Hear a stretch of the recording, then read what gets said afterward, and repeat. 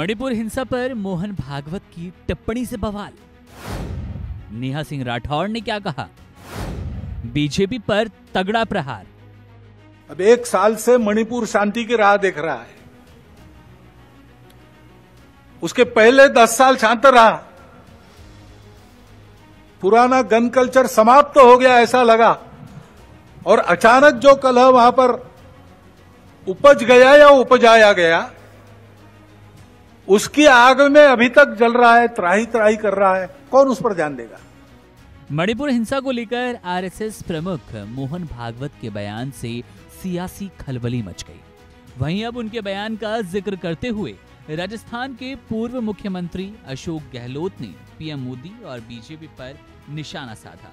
इसके बाद अब लोक गायिका नेहा सिंह राठौर भी सामने आई हैं। नेहा सिंह राठौर ने सीधे तौर पर बीजेपी को निशाने पर लिया है। नेहा सिंह राठौर ने अपनी प्रतिक्रिया देते हुए लिखा, यही जब बात मैं कहती हूं तो मुझे गालियां और धमकियां मिलती है। क्या मणिपुर भारत का हिस्सा नहीं? उसे क्यों जलने के लिए छोड़ दिया गया? कहां हो आईटी सेल वालों? अब जवाब दो ना। क्या सारी मेहनत सिर्फ अयोध्या वासियों को गाली देने में करोगे?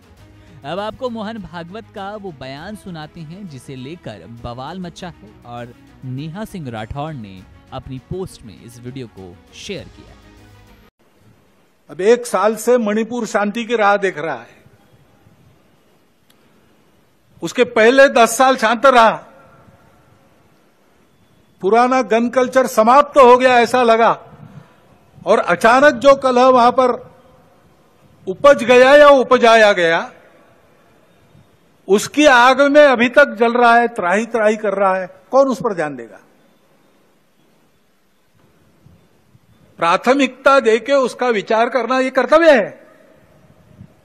और चुनाव प्रचार की या चुनाव में जो होता है उसकी बात ऐसी है, वास्तव में तो प्रजातंत्र की अनिवार्य आवश्यक प्रक्रिया है, और उसमें 2 पक्ष रहते हैं, इसलिए स्पर्धा रहती है। तो दूसरे को पीछे करने का, स्वयं को आगे बढ़ाने का काम होता ही है, होना ही चाहिए, परंतु उसमें भी एक मर्यादा है। असत्य का उपयोग नहीं करना। चुने क्यों जा रहे लोग संसद में जाएंगे, बैठकर अपने देश को चलाएंगे, सहमति बनाकर चलाएं। हमारे यहाँ तो परंपरा सहमति बनाकर चलने की है।